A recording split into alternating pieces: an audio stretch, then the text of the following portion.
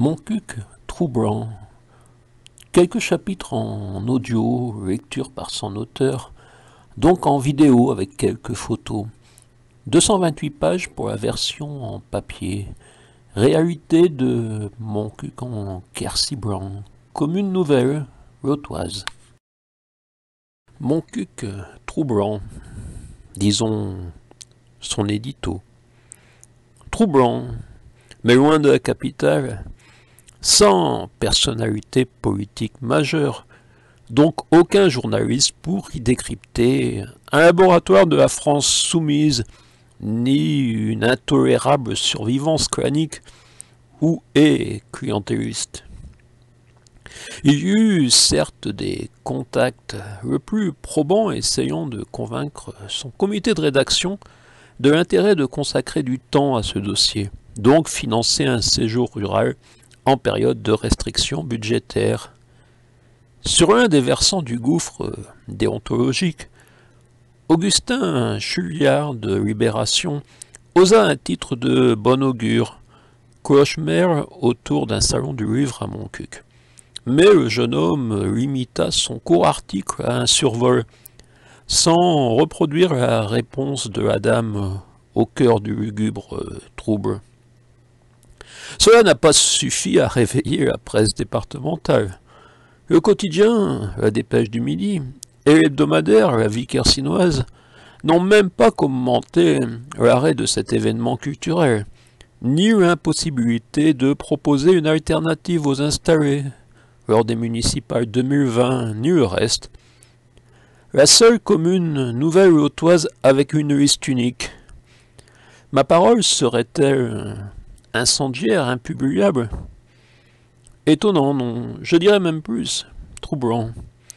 Parfois la sensation d'être abandonné de la République, de toujours attendre la perestroïka Kabékou, ou perestroïka Calembour, pour les poètes contre-péteurs. La ruralité, c'est ça. Le sentiment d'impunité pourrait généraliser la pratique des subventions aux associations qui achètent une liberté d'expression contre laquelle d'autres moyens de pression existent. Le mensonge, l'intimidation, les tracasseries et autres curiosités. Ça se fait peut-être ailleurs, mais ici ce fut publiquement déclaré, devant une députée et le sous-préfet. Ce livre égrène de nombreux faits indiscutables. C'est déjà effarant. Vous pouvez imaginer le reste. Je vous parle du Montcuq, toujours dans les bouches. Un nom rayé de la carte administrative le 1er janvier 2016, lors de l'union de la bourgade avec 4 de ses petites voisines. Fusion dans les textes, absorption dans les têtes. La nouvelle appellation officielle, imposée par la bande, est d'ailleurs significative, témoigne de la prédominance de la cité propice au rire, gras, rire et ne pas réfléchir.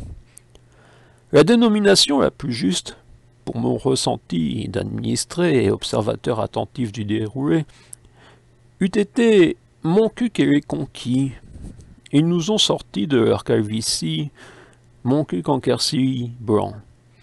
Comme il convient de prononcer le Q de Montcuq, un autre fut ajouté, promptement abrégé par ma plume aux idées humoristico-impertinentes, en Montcuq en QB.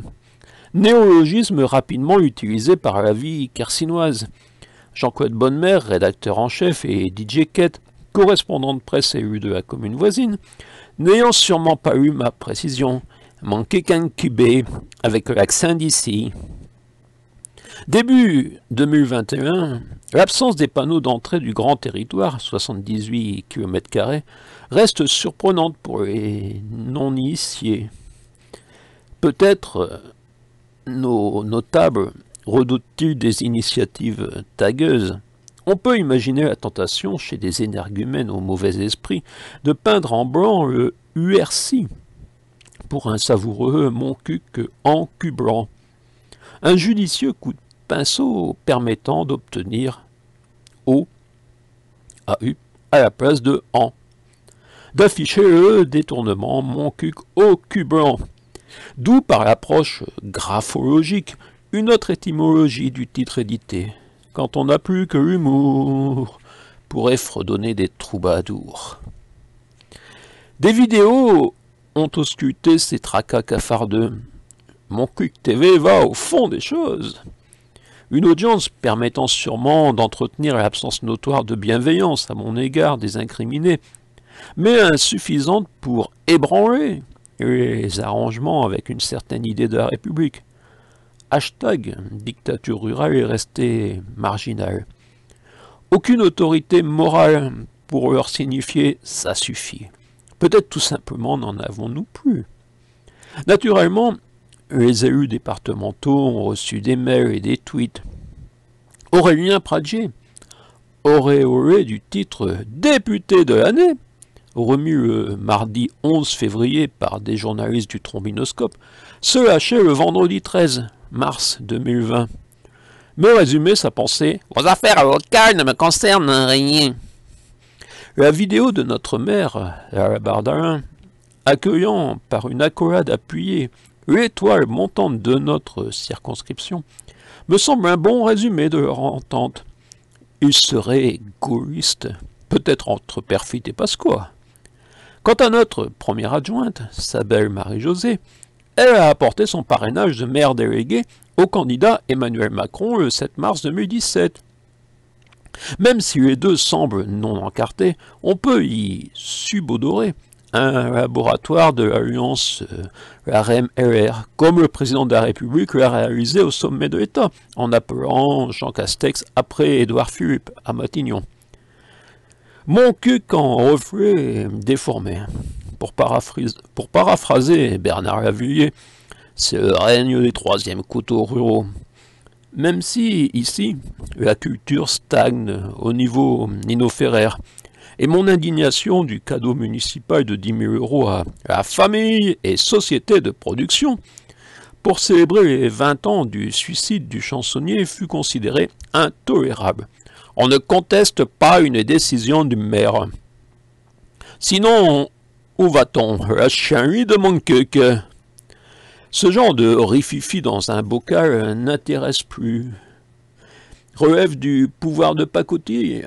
Mon cuc n'a plus que son nom, même plus un chef-lieu de canton ni de communauté de communes.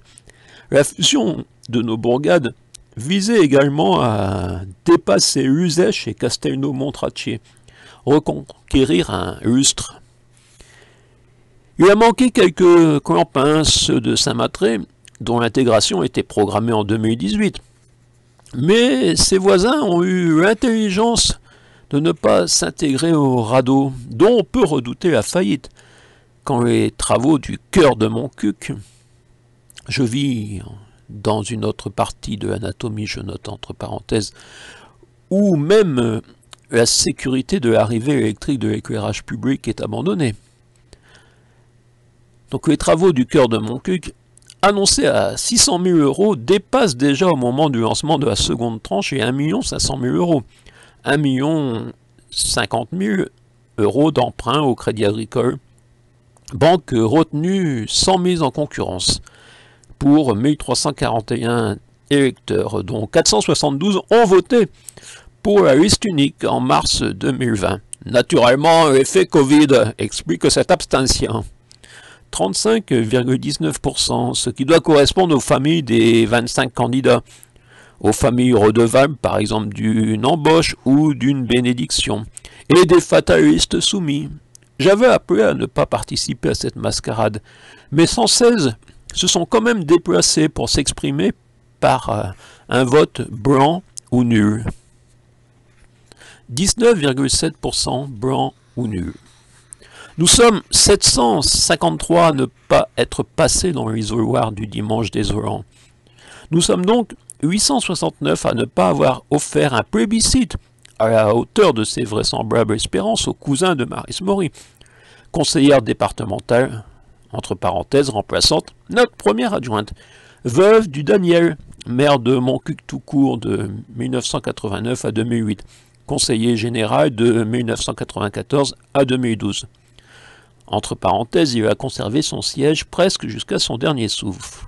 Surnommé par dérision de l'émission emblématique de notre renommée, le petit rapporteur de Maurice Faure. Au temps de la petite Mauritanie, néologisme valant sûrement encore de l'animosité. Maurice Faure, député, sénateur, ministre, député européen, maire de Cahors, président du Conseil général, baron de notre canton de 1963 à 1994, ami de Mitterrand et des Bellets, symbole du clientélisme. Si vous découvrez ces noms, ce sac de nœuds vous semble sûrement difficile à démêler. Pascal Serre, brièvement à la tête du mensuel Dirod, titra son éditorial de février 2004, « Les colons ont la vie dure », il lui dénonçait le fameux clientélisme lotois, ce que l'on a nommé le faurisme, établi sur les faiblesses géographiques et démographiques du Lot, constitué par un clientélisme qui faisait dire que tous ont mangé dans la main du César républicain. Après cela, il n'est pas resté longtemps. Les noms, finalement, deviennent secondaires. Nombreux sont interchangeables, ne doivent leur poste qu'à l'acceptation du mécanisme global hiérarchique, lui, essentiel. J'y reviens en détail avec quelques répétitions afin de permettre une compréhension aisée de chaque chapitre. J'ai débarqué dans un trou près du village connu de tous en 1996, meilleur rapport qualité-prix, tranquillité, climat, trouvé avec ma faible bourse. Le notaire n'avait pas considéré nécessaire de m'informer du projet de ligne à très haute tension, dont l'itinéraire le plus plausible dessinait une balafre à 500 mètres de cette vallée. Si les protagonistes apparaissent souvent ridicules, comme le fossoyeur des patins, Patrice Caumont, avouant au conseil municipal de juin 2020 découvrir la réalité, contrairement à ce que la préfecture avait dit au moment de la fusion des communes, le fait d'avoir créé la commune nouvelle ne rattache pas les biens à la nouvelle commune. J'ai pas l'accent Caumont ni Brady. Jusqu'au nouveau préfet du Lot, Michel Prozic, auréolant eux-mêmes du titre de grand témoin de la réussite des regroupements. Si le trouble à la démocratie est dérisoire en nombre d'administrés, cette enquête témoigne d'une méthode tolérée en République, pouvant se produire ailleurs. Donner encore plus d'idées aux arrivistes, puisque c'est si simple de confisquer la démocratie, se partager le gâteau. Ce qui est fait à Montcuq, ce sera peut-être ainsi chez vous demain. Je sais, c'est l'éternelle histoire des gens indifférents quand ils ne se sentent pas des cibles potentielles. Heinrich Mann, le frère du Thomas de la Montagne Magique, fut sûrement l'écrivain le plus lucide dans ses écrits sur les dangers de la montée de l'hitlérisme. En vain. Le 9 avril 2019, le procès verbal de la réunion du conseil municipal m'accusait de propos injurieux envers les élus de la commune. Mensonge censé justifier la subvention au Salon du Livre est supprimée. Ils étaient 32 conseillers municipaux réunis. Pas un n'a demandé au moins une preuve. Quelle attitude auraient eu ces petits notables en 1940? Peut-être personne n'osa contrarier le maire dans un article du 4 avril du Petit Journal, autre hebdomadaire, lotois encore moins suivi, narrait la découverte sur l'ordinateur d'un employé municipal de son effigie, à l'Édile suprême, agrémenté d'un bonnet d'âne. Alors un livre, reprenant l'essentiel et même le superficiel, le risible. La France, vraiment d'en bas du gouffre, est-on tenté de conclure. Je vous parle d'ici, mais c'est bien de la dérive de tout un pays qu'il s'agit. Cet essai éprouvera sûrement des difficultés à obtenir de la visibilité, même si le titre permet quelques associations d'idées, offre de profondes perspectives. Faire sourire pour faire réfléchir, est-ce encore possible? L'audience de ce document restera probablement marginale, je suis habitué, mais il faut témoigner. En lisant ces lignes, vous avez la possibilité d'accroître le cercle des informés. On en est là. Où est la République? Le trou blanc de Montcuq est devant vos yeux. Peut-il servir de détonateur à une prise de conscience nationale? Bonne lecture. Thomas, Ternoise.